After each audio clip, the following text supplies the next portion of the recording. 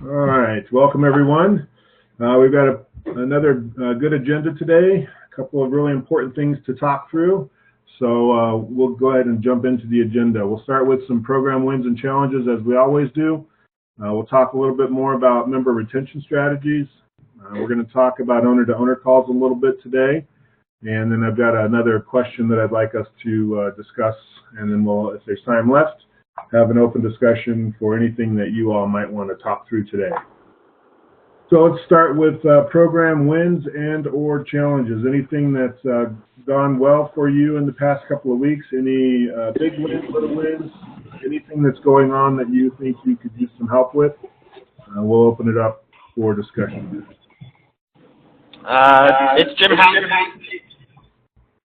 I had a pretty good win. We had an email that came out from a Chamber of Commerce about a week and a half ago that announced that a local bank in the area had hired a new senior lender, and it gave his contact information. So I reached out to him and said, hey, I'd love to get together with you. Well, it looks like we're both working with small businesses. Love to tell you about what we're doing, find out a little bit more about maybe how we can work together. So we booked a meeting. We actually had it this past Tuesday afternoon after a board meeting, and it was an extremely positive conversation. Very nice guy. Loves the whole tab concept, loves the tab model, is coming as a guest to a board meeting in March, already booked on his calendar, so that he can, get a better sense of how the whole thing works. Thinks he may know of a couple of his relationships right off the bat that could benefit, that he may try to recommend, and agreed to actually host an event at the bank's entire expense at a local minor league ballpark here in the area in June, where he'll invite 20 to 25 of his relationships, business owner type relationships, and have an opportunity for Tab to do a presentation at that before the game starts. So I thought it was just a really, really good meeting that went extremely well, all just from a follow-up call to an email that announced somebody new in the area. That is awesome. That is a big win, I would say. Congratulations on that. I think the thing that I really take away from that, Jim, is paying attention to the things that come through your own inbox, right? Sometimes we just skim over, and there might be a nugget in there that we need to pay attention to. So I think that's awesome. Yeah, absolutely. And I think the fact that he's excited about kind of coming to a board meeting, getting a sense of what it looks like.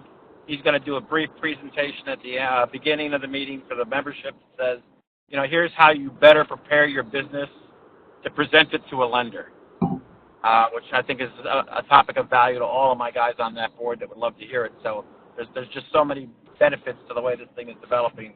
I think it's going to be great. That's awesome. Anybody have any questions or anything that you'd like to ask Jim about that conversation he had or how the relationship is developing? Jim, this is Deb. Oops.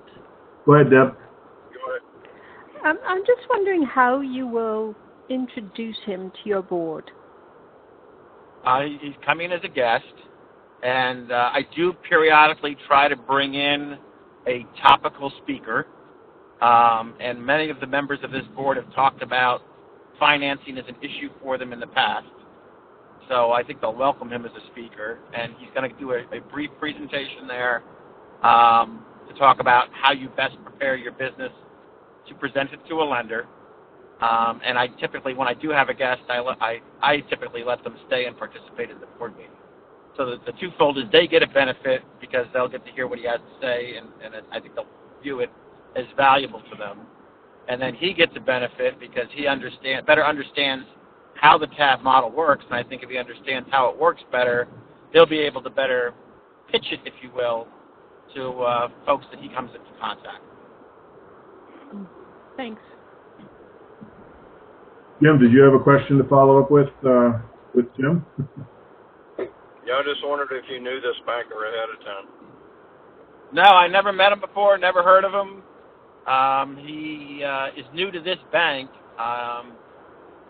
This bank is kind of, in my area, there's really a lot of the big banks. There are the national ones. So there's a lot of Chase Manhattan. There's a lot of Bank of America.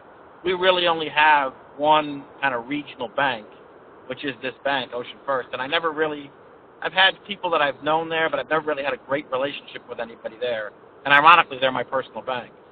So the fact that I was able to kind of, go ahead. I was just curious. We have somewhat the same deal here, a lot of big banks, but anyway, you answered my question. Okay.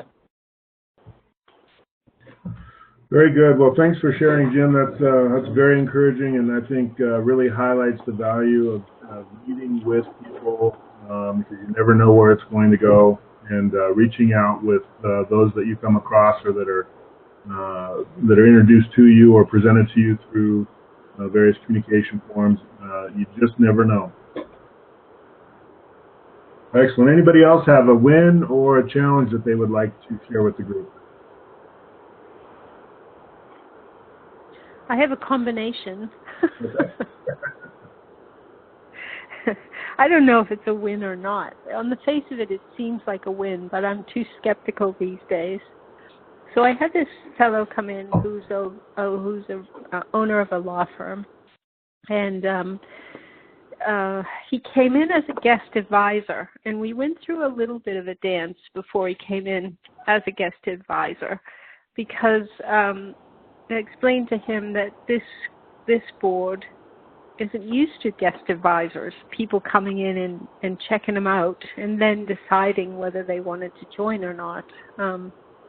It was more serious than that, and if he was going to come, then there would have to be a really big excuse as to why he wasn't going to be a member.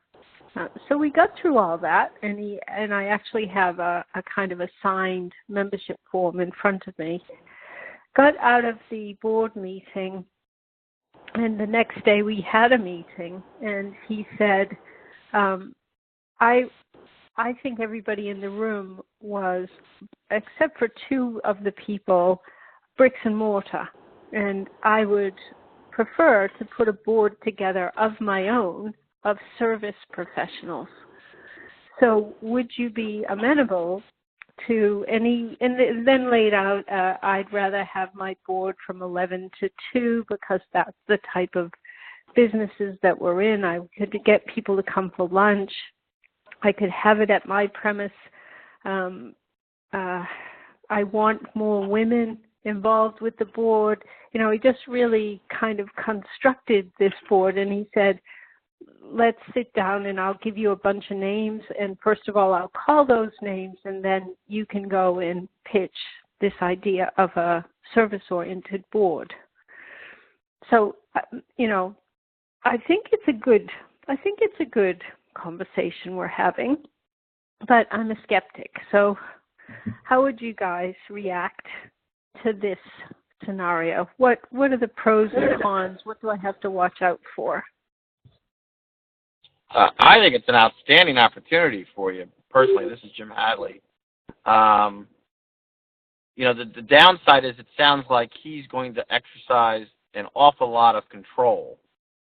And, you know, are you in a position to give that up since you're really the owner of the business and the facilitator? Because this is almost essentially becoming his board rather than your board or their board. So that's what I see as the downside. But in terms of putting a new board together and getting membership off the ground for you, I think it's a great opportunity. Yeah, I mean, he even got into the detail of he thought my pricing was too low, wanted to kind of double the price of membership, et cetera, et cetera. So yeah, my next questions in my head are, do you want a cut of this? You know, what sort of price will it come to for yourself to be on this board? Control is an interesting question. Yep. Could you approach it slightly differently? Could you either have him put it together or help him put it together and almost just do it as a contract facilitation, as a consultant almost? Because I'd be very nervous about one board member having that much control over a board that really is part of you're a true tab board. Because that's not really our tab model. I mean, where one member exercises that much influence over the board, and obviously if he's involved in pricing and selection and all of that, I mean, he's going to feel like it's truly his board. Yeah. This I is guess Jim. I'm trying to get to this. What does it mean? He has control. So he would have control about membership. He would have control about, even right down to, he's saying you can have my meeting room. But I guess the question I need to ask is, who's running the meeting? Because if you want me involved, then I'd like to run the meeting and the agenda of the meeting and the format and the organization of the meeting. And if his reply back is, oh no, I want to do that as well, then really he's asking for a PA to put a meeting together for him, isn't he? Yeah, I think so. And even if he answers the question the right way, I'd still have some reservations over the level of control that he wants to exercise. Thanks. Sorry, Jim, I cut you off.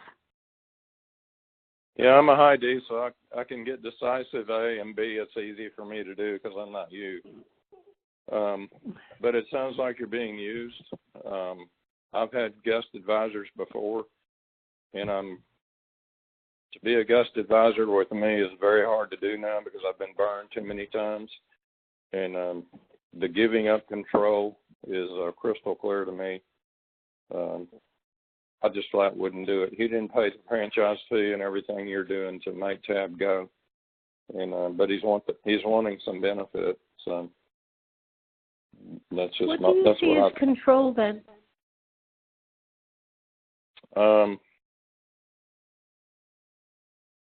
If he doesn't have it right off the bat, he's going to segue into it. He's wanting to change your times. He's wanting to change your dues. I mean, it's in the right direction, but he's. I mean, right now, technically, he has nothing to do with Tab yet. Correct me if I'm wrong. Correct. I mean, I just see red flags. It's the way I look at my business is it's my business, and if you have a good idea and it makes sense, I'm all about it. But I just see some red flags.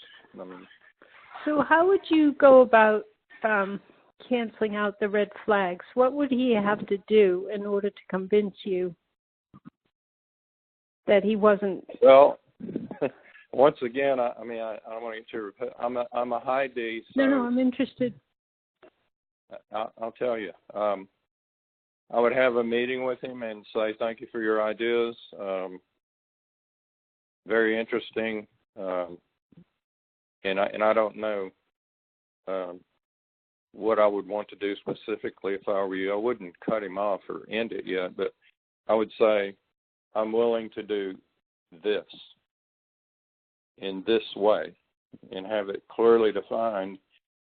And if he doesn't go along with it or offer a better counter offer, then it's over. If I could pipe in, I'm seeing red flags too. This is Steve. But I think we're all kind of putting the cart before the horse. Maybe the best thing to do is get him on the board and tell him that's where we start because you're running the show. At the very least, you could probably get a handful of referrals, but start there, see how he does on a board, go back through that whole, it's got to be a good fit, yada, yada, and get him to commit rather than starting to chase his pipe dream. You know what I mean? I think that's a good idea, too. He doesn't even know what a board's like. Yeah, he only came once. This is Ben. Let me jump in really quick. The only thing that I would add, Deb, is, and based on the conversation I heard, is I don't know that you have enough information right now to really make a decision.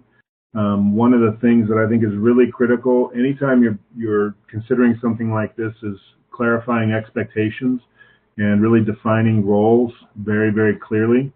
And much of what we've talked about and the red flags that we've discussed come from that. You know, you'll be able to really establish role definitions by saying this is, you know, I am the business owner, I am the facilitator of the board, I am the business coach that provides services to this board. You would be a member of the board. I would welcome your referrals, but as far as structure, as far as pricing, as far as agendas, those are all things that I do as the business owner and facilitator without necessarily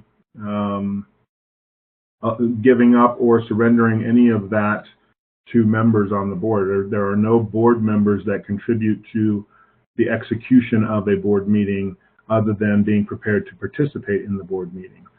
But I think it's really early, and you know, I think he makes some valid points.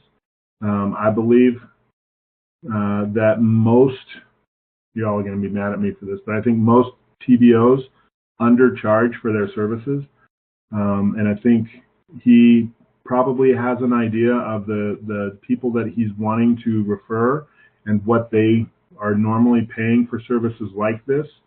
So when he's telling you, you know, your prices are too low, what he's saying is people that I'm thinking about won't see value because you're pricing yourself at a level that they don't normally participate in, which is, I think is very valid, a very valid thing for you to consider. I'm not saying you have to raise your prices, but there's a reason that he's saying that, right?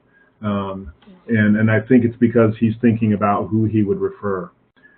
So I would suggest, as Steve identified, I would encourage him that while we're doing this, I need you to participate fully in a board while we're trying to put together how this would look for the new board that or the service-oriented board that you're looking for.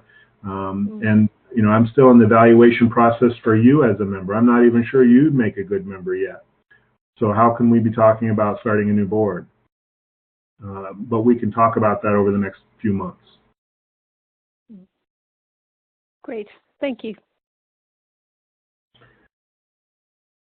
I think it does sound like a great opportunity, and definitely keep us posted on how that progresses. Will do. Any other wins or challenges that the group would like to share? We've had a couple of good ones so far. This is Steve again. I've just got a quick win I want to quote out.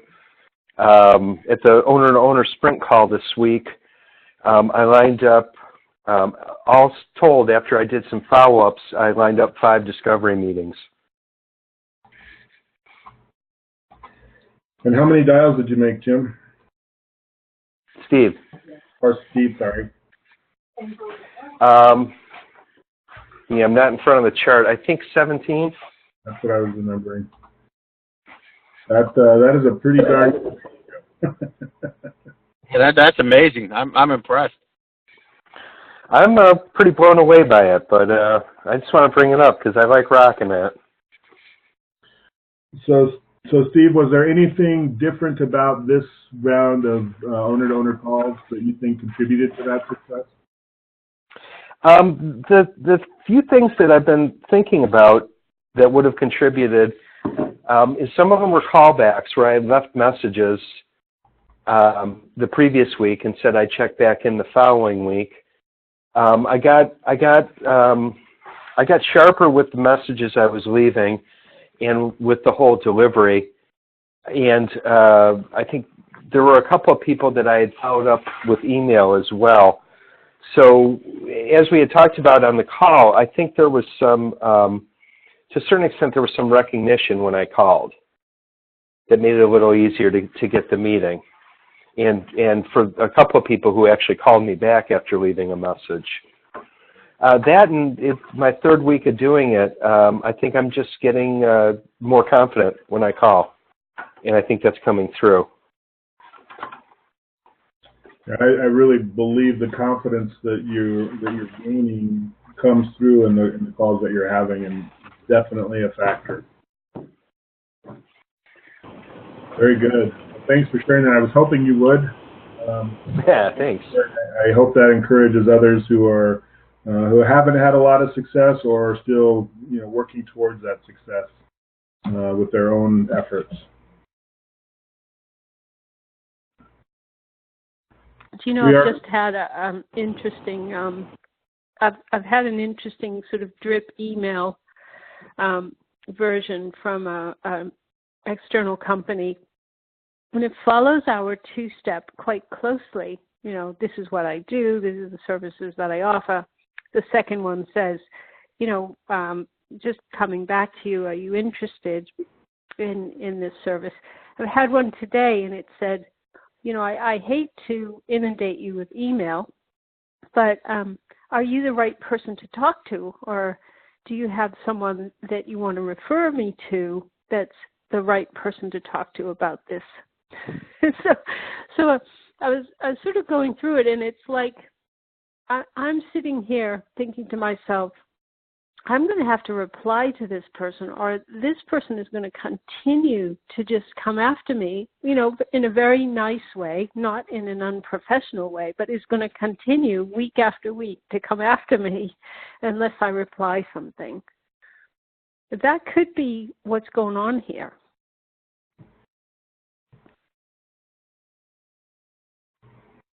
Yeah, I think that recognition component is very valid.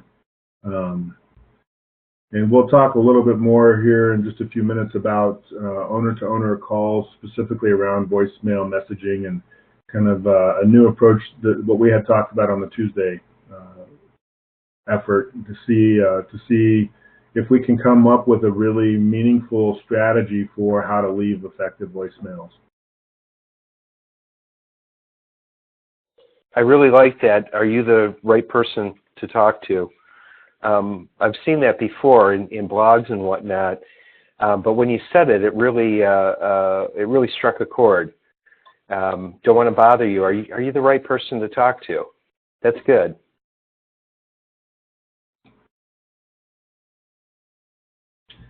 Very good.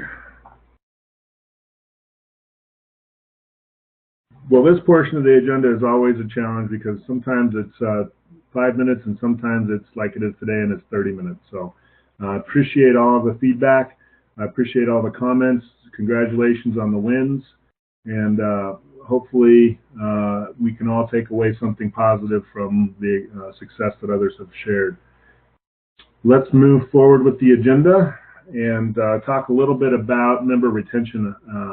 We've been kind of going through the 4 disciplines of engagement. We talked initially about being a great coach and what that means and how to execute there.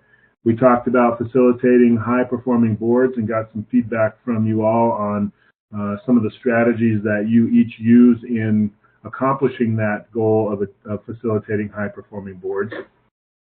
And today we want to talk a little bit about maximizing the value of available tools. The first thing that I want to talk about there is that there are more tools in our toolbox than just tab tools. However, we have some great tab tools that I think some of us don't use well or aren't using enough that really can provide value to the membership that we have. So really it's about looking at each member's unique situation, the challenges and issues that they're facing, the opportunities that they're facing, listening to and gathering feedback from boards as they share these challenges, and then really walking with our members in helping them find the right tools to move their business forward. We've got, of course, the Business Builder's Blueprint, which we should all be using with our members, whether comprehensively going through the entire blueprint with our members or for other members who maybe already have some of these systems in place. It could simply be a matter of identifying tools within the blueprint that we can use to help them with a particular area. I'm thinking about personal development in the strategic advantages section. I'm thinking about going through some of the assessments where a business might be struggling to really understand where their pain points might be, entering the DISC information into the blueprint to help really establish that foundation for personal development opportunities. and just going through the various sections and finding what's available that can really help your member with where they're at in their business and in their personal development. And then, using other tools personally to help us really stay organized and to keep things moving forward. Of course, Pipedrive, there is no perfect CRM. We have to understand that first and foremost. So the one that we have, the one that is available, how do we leverage it to get the most out of it so that we can keep those prospects that we have identified moving forward so that they can become members and become valuable resources to other people in our membership and on our boards. And then, of course, there are a variety of other tools that we talked about. Bernd and Jim both shared white papers and discussion topics that they use in the board meetings to help add value and provide educational opportunities for board members. There's extensive video available, not only of member testimonials, but now with the BOSS seminars that we can, if we're familiar with them, we can guide our members to these great resources to help them gain additional valuable, what am I trying to say? They can gain the information and learn the things that they need from these tools that we have available. So really understanding, even cataloging to some degree, what resources you have available to support and help your members with the issues and challenges they're facing, and then pulling out the right tool at the right time to really help them accomplish or make a breakthrough or even an incremental improvement. It can be very, very valuable. I believe wholeheartedly, going back to the first of these 4 disciplines, being a great coach means that we are always results focused. We are in a results business. And if we're not coaching our members toward good results, great results, then we're doing them a disservice. And part of helping to do that is knowing what tools are available and how to leverage those tools at the right time for a specific member. So just briefly, I'll open it up for a little bit of conversation. If there are other tools or other things that you've done with the tools that are available through TAB to help your members that are kind of creative, or that, great story of how you really helped a member overcome something, I think all of those would be encouraging and would help us kind of get a better picture of how to leverage the tools that are available.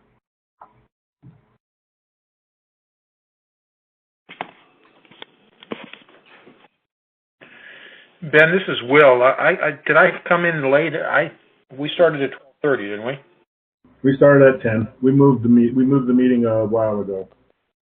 That's okay. Don't worry about it. Okay, it's not on my calendar as a change. I'll make sure I take care of that for you, Will. Ben, this is Bernd. Let me kick this off by saying this isn't really a tool, but it is such a value added for our members. And I'm pretty sure my fellow TBOs exercise this to a degree, but I found this to be really great, and that is develop a local network which you can leverage with your members. And I'll give you an example. I had a board meeting yesterday, which was great, probably one of the best I ever had. And 2 of my members are in need of something. One said, I need to hire a fractional CFO, at least for a short period of time. And, I wrote down right there, because I know somebody in my network who does these services. I said, I'm going to make a connection here for you. And then the same member said, I need a business valuation. And again, I have somebody in my network who does these sort of things. So these things come constantly to the surface. They're constantly being discussed. And if you're going to be able to make these sort of connections, most of the time, not always, but most of the time, and give the other board members also an opportunity to pitch in and say and have them saying, I know somebody who can help you. So it's not only us as a facilitator and as a TBO, but also them as fellow board members helping them each other. So it's really leveraging your network. That's a great tool, I think.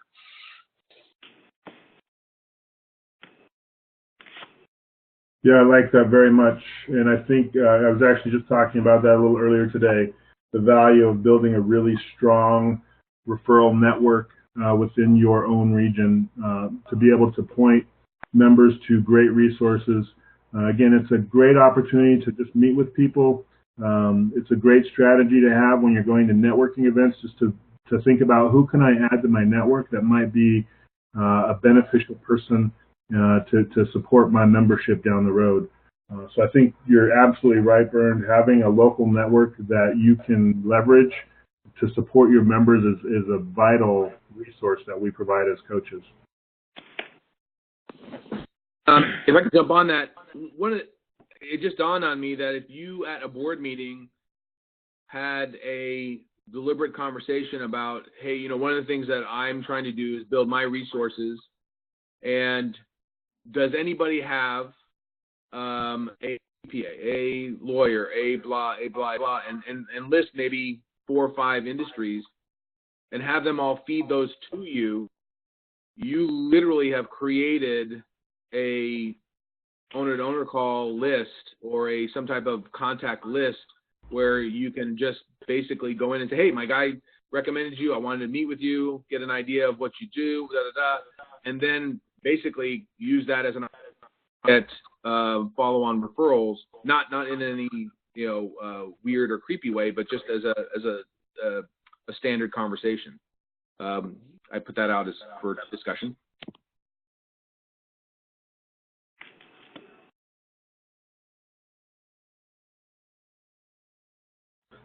So, Bernd, is it twofold for you? You follow these up not only just to meet with them so that you can identify them as possible referral sources or sources of information to address any member issues you might have, but they could also become prospects, depending on where they're at in their own business. In fact, the other way around, Ben. Everybody I meet with for the first time, I kind of hope, obviously, that person qualifies and the company qualifies as a prospect. Now, obviously, within a few minutes, you pretty much get an idea, at least, if that person could become a prospect or not. And if not, I put it right there, at least in the back of my head, into the referral source pigeonhole, if you like. And keep the information. I don't throw the business cards away. I do put them into Pipedrive, for example, as a general contact, as nothing else. And try to remember them. Obviously, that kind of piles up over time, and it kind of gets blurry the further out it was in the past. But still, I just dug somebody up who I met, I think, 4 or 5 months ago with regards to the business valuations. And I sent him an email this morning and waiting for his response now, for my member. So first of all, if I meet somebody new, hoping this person is a prospect and we can take this to the next level. If not, it's definitely a referral source or in need, a help for my members. Very good. Thanks for sharing that. Anybody else have any any tools that they've used or any stories of how they've leveraged the TAB resources or other tools to help their membership? This is Will. The old TAB Business Vantage, now called Business Diagnostic. I always found it useful when I was using it just on the business owner. I found it invaluable, though, when I convinced the business owner to bring key managers into that assessment so that with the new capability of being able to develop an integrated report that has everyone's results, I've structured a 90-minute debriefing around a team assessment like that. And it's amazing the differences of opinion, the misunderstandings of business capabilities. It's amazing how you can see differences between what the owner thinks and what employees think. And when you get them into a group meeting and you're spending 90 minutes just concentrating on that, when you've given them the assessment to prepare for before you get there, it almost doesn't matter. It doesn't matter that you can't do a comprehensive, point-by-point analysis for what's gone down, but you can concentrate in areas that everyone agrees are high priority, where you see disconnects, and it gets people thinking. And what it's helped me with is in helping my clients improve the culture of their business, which is, I think, is most of the game. A lot of people have capabilities, but if they don't work well together, or if they don't fit in to an appropriate culture, sometimes the cultures are wrong and just need to be, to change. Then it's kind of a difficult proposition. So I recommend to all my clients now that once the owner's done and he sees some of the benefit, I ask him to now identify at least 3 to 5 additional people that should take it, and it's built some added revenue for me as well. Yeah, that's excellent. That actually highlights what we talked about a little bit earlier, Will, with understanding the blueprint structure and what's available in there and how to leverage the different components of the blueprint for your specific members' needs. And I love the idea of engaging the leadership team in doing those assessments, and extraordinary value in the 90-minute or 2-hour debrief after the assessments are complete. I can imagine how beneficial those conversations are for the leadership team in getting everybody aligned and focused on the same things and with the same understanding. Yeah. Any questions? Also, assuming that you do a DISC profile on the executive management team as well? I do, and so that's maybe the first workshop I recommend after I do that DISC assessment on a business owner, and they see the kind of value associated with understanding themselves and potentially reading others better. I recommend the same thing, and I charge anywhere from $75 for a simple disc to $150 with the motivators, whatever it is, and I throw another $150 on top of that to do a 90-minute debriefing with them. So, 5 or 6 people, I'm billing out $800 to $1,000, and it's incredible how it improves teamwork, how it helps modify the culture positively, and it's also a great retention tool because your clients see more value in you as a coach.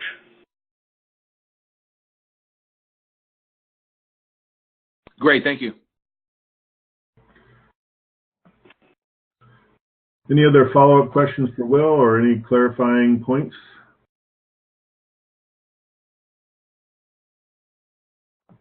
All right. Well, for the sake of time, we're going to move on in the agenda. I would encourage each of you, if this is not something that you really thoughtfully plan for, just consider how you might identify your toolkit, all of the resources that you have available, whether it's within your network or through tab resources or the intranet, and how you might be able to provide increased value to your membership through those tools. Again, the 4 disciplines of engagement, this is number 3, and this is one of those that as coaches we bring value and we can help our business owners resolve or address issues through the tools and resources we have available. All right, the next thing we want to talk about are owner-to-owner calls, and specifically around lessons learned, specifically with voicemails.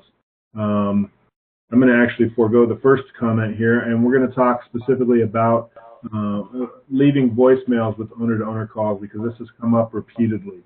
First thing I want to call out clearly is that if you read the current owner-to-owner protocol that we've published, it very specifically says do not leave voicemails.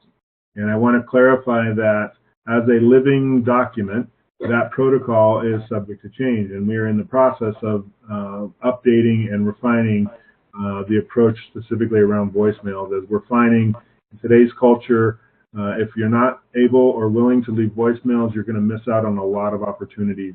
And as Steve highlighted earlier with his win, we're finding effective ways to get people to call us back. And so I wanted to take some time and share some of that with you, as well as get some of your input and feedback. on how you feel or what you think might need to be changed around those things. I'm actually going to pull up here quickly the document that I sent out to you all yesterday that has the voicemail protocol or the voicemail strategies or lessons learned that I want to talk about today. My link failed, so I have to pull it up the hard way. So I should be sharing that right now on the screen for those that are online. For those that aren't, don't worry about it. We'll just kind of go through this. So what we're really getting to in all of this, we've got some scripting ideas, but really the big learning that happened on Tuesday was that similar to how we go about making connections on LinkedIn, we should probably think about having a message strategy for voicemail, almost a 2 or 3 step message system for how we go about leaving voicemails. And this is in draft. This is something that is definitely open for your feedback. And even listening to the conversation earlier today, there might be some changes. So the initial thought was message 1, whether this is the first attempt to call or the second. Some feel that you have to make that second call to see if you're going to consistently get voicemail before you start leaving messages. That's totally fine. But the first message that you leave is general in nature, saying something to the effect of, "Hi, this is Ben with Tab. I'm calling to discuss an opportunity I think you might be interested in hearing about. Please give me a call back at 720-555-5555. If I don't hear from you by the end of the week, I'll call you early next week. I hope we can connect soon." Just really general information, nothing too specific. Some say leave your company name. Others say just leave your own name with no company. That's a style call. I think that's up to you and how comfortable you feel with each of those. But again, we're not going to provide too much information. We want to be intriguing enough that they might call back. Now be aware that we said that if we don't hear back, we're going to call them early next week. So we've now made a commitment. And it's really important that we keep commitments in our relationships because one of the keys to building trust in relationship is keeping commitments. So early next week, if I haven't heard back, I'm going to call back and I'm going to end up with a similar or with another message. This one's going to be a little more specific. So I'm going to start with, "Hey, this is Ben with Tab. I left a message for you last week and I'm following up. I was wondering if you had given any thought to participating in a peer advisory group. I'm looking for a business owner in the accounting industry to add value to one of the groups that I facilitate. And in my research, you and your business keep popping up. I would like to meet with you for 20 to 30 minutes to chat about what's in it for you and how we could contribute and how you could contribute. Please give me a call back and we can schedule a time to meet. I hope we can connect soon." So again, the level of detail, again, is a comfort. It's a style, is whatever you feel you're comfortable with. But this generally is kind of where we want to go. This is very consistent with the second message of the LinkedIn two-step campaign. So we're going to provide a little more detail about why we're calling with the hope that that's going to generate the callback. Now, if we still don't get a call, the third message is, or maybe the fourth, is a removal of the offer. "Hi, this is Ben. I hate to keep bothering you. I was wanting to meet with you to discuss a possible position for you on one of my peer advisory groups. As I mentioned previously, you and your company keep popping up in my research for accounting firms. I haven't been able to connect with you yet, and I don't want to be a pest. If you would like to discuss this opportunity, please call me at this number so we can schedule a time to meet. If you don't call, I will assume this isn't the right time for you. I hope to hear from you soon." Now, by saying it's not the right time for you, I'm not saying I'm never going to call you again. I'm just saying that I'm not planning to call you back after this specific message. So then I would move them forward in my pipe drive to give them a call back in 3 months or 4 months, something like that. But again, what we want to do is we want to create a demand for our services. We want to create interest in what we're talking about. We don't want to be misleading in what we're in our reasons for calling, and we want to encourage them or motivate them to call us to learn more. So again, this is very consistent with what we see in the two-step campaign. And as an initial draft or concept, I'd really love to hear your feedback.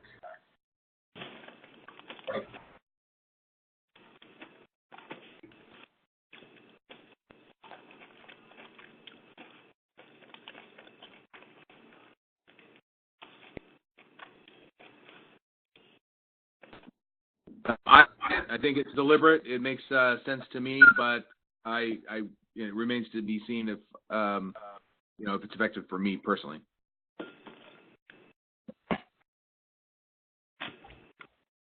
Well, this is Jim. I agree on with you. It's whatever you feel comfortable with.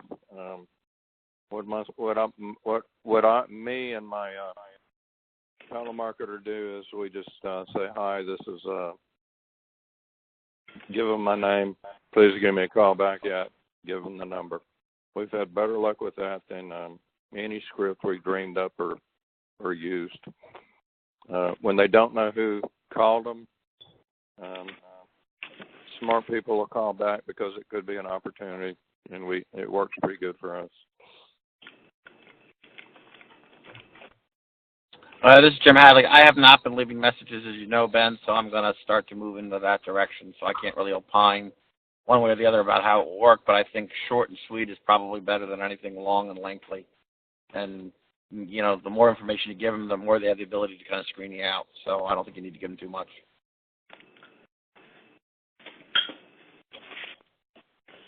I'm going to try it. I think it seems like an interesting approach, so I'm going to try it. Starting today, actually.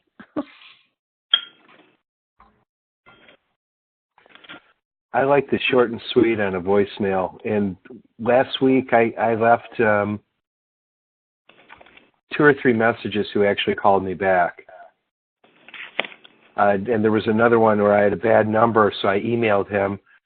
He called me right back. And it was just a real short and simple. Trying to get a hold of you, got a bad number. I facilitate peer advisory boards. I'd like to talk to you. Something along those lines.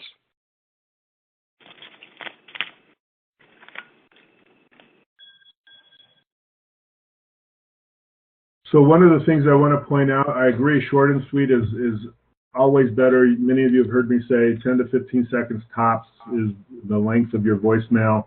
We don't want to elaborate too much.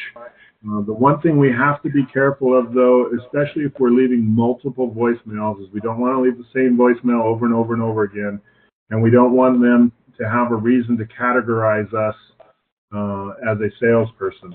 And so we want to make sure that whatever we're doing, especially if we're leaving multiple voicemails, that we're clearly establishing ourselves as a peer, not as a salesperson. So just think about that. I agree that as you all try these things, just give me feedback. We want to try to refine this. Obviously, the shorter we can make the learning curve going forward, the better, and the more effective we can develop our strategy in getting callbacks, I think the better for everyone. So keep track of what you're trying and feed back to me those things that seem to be working and even those things that you've tried that are not working, so that we can make sure we have a great approach to leaving voicemails. But I do want to emphasize the idea or the concept of not leaving a voicemail when you get somebody's voicemail is no longer what we're really promoting. I don't feel that that's going to produce enough opportunity for you individually going forward. And so we have to find a way to do this in a way that's effective. All right.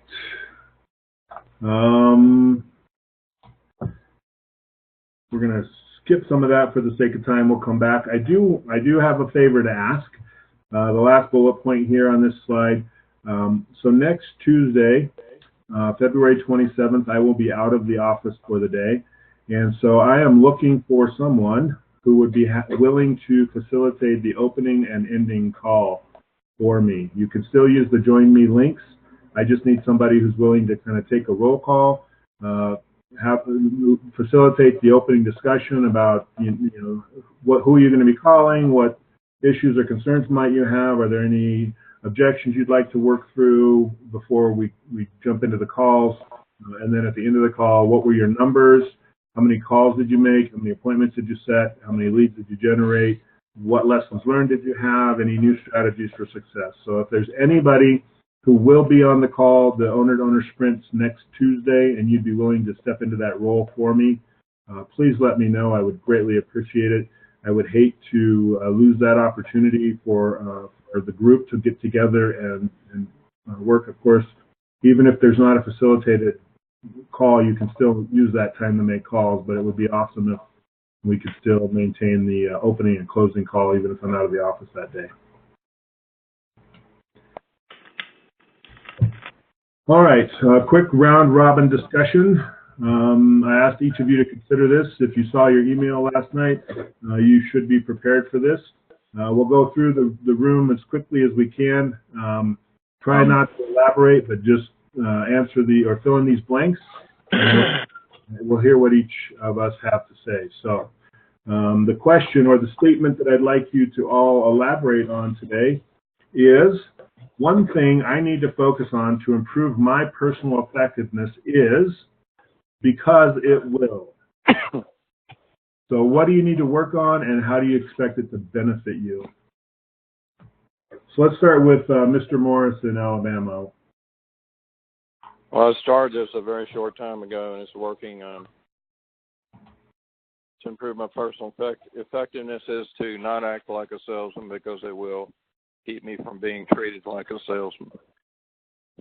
Awesome. And I think it's, I won't elaborate. Yep, I think that's awesome. Very good. How about you, Steve?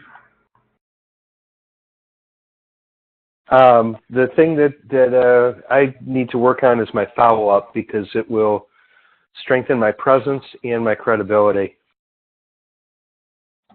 Very good. Rick Powell, what do you think? Oh, you there? I'm here. Okay.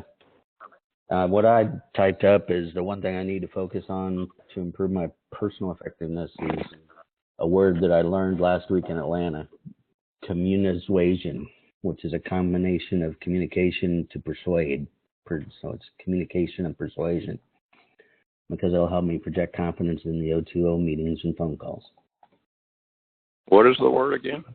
Communization. No, communisuasion. Communisuasion. Yes. I got you. It's hard to say. Very good. Bernd, how about you? This is simple. This is not profound at all. One thing I need to focus on is to improve my personal effectiveness is to finding a virtual assistant, because it will simply give me more time to do more selling. Excellent. I think that is a great opportunity. Mr. Grover. One thing I need to focus on to improve my personal effectiveness is become more succinct, because it will make me more efficient. Excellent. I couldn't agree more. Good job of being succinct. Deb, how about you? The one thing I need to focus on to improve my personal effectiveness is to not be so flexible, because it will make me be taken more seriously.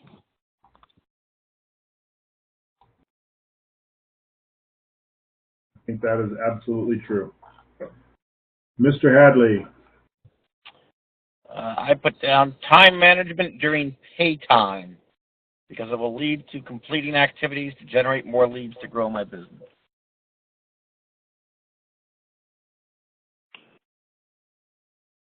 Scott, how about you?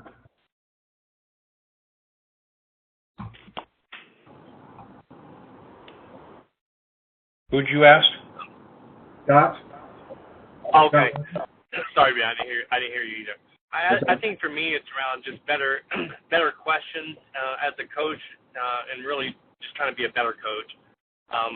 Which is obviously, as you know, I'm going to the training this weekend. And I just think that's going to help me bring more value to the member, and also obviously help retention. Excellent. And Will, how about you? God, I thought I got away there for a second. One thing I need to focus on to improve my personal effectiveness is to continue to increase my call frequency, because it will improve my conversational style and effectiveness when speaking with prospects for the first time.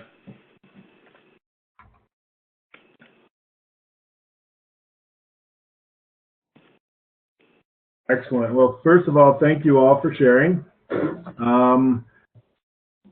One of my motivations for doing this is to help us recognize that regardless of where we're at in our tab business, regardless of where we're at in our careers, regardless of where we're at in our own personal development, there are always things that we can be focused on to improve. And where we really need to focus are those areas where we need to gain the most benefit. So understanding why this is an area that I need to focus on is critical, because I really need to, I have limited amount of capacity to do these things, and I need to focus on improvement in those areas where I'll get the most benefit. And so each of you have identified key areas that I absolutely would concur with, that are critical to helping you move to the next level in your own business or in your own personal growth, or in the way that you're managing your tab business. So I think you've all heard me say this a bazillion times before. We need to always be looking for opportunities to improve, because incremental improvement is critical to long-term growth and success. And so stay the course. I'm going to make note of each of these for each of you so that we can include this in our coaching discussions, and we'll see if we can make sure that these things are happening for each of you. We are at the top of the hour. I want to thank you all for your participation today. I really enjoyed the conversation. I think there were great opportunities to learn and grow, and I always enjoy it when I'm not the one talking the most. So thanks very much. I want to make the recording available if there's anything that you would like to go back and review or anything that you missed. And we will plan to join together this afternoon for an owner sprint call, and next week on the group call at 10 a.m. Mountain Time. Ben, this is Will. Can you stay on for one more minute? I sure can. Thank you. All right. Take care, everybody. Bye-bye. Thanks, everybody. Have a good week.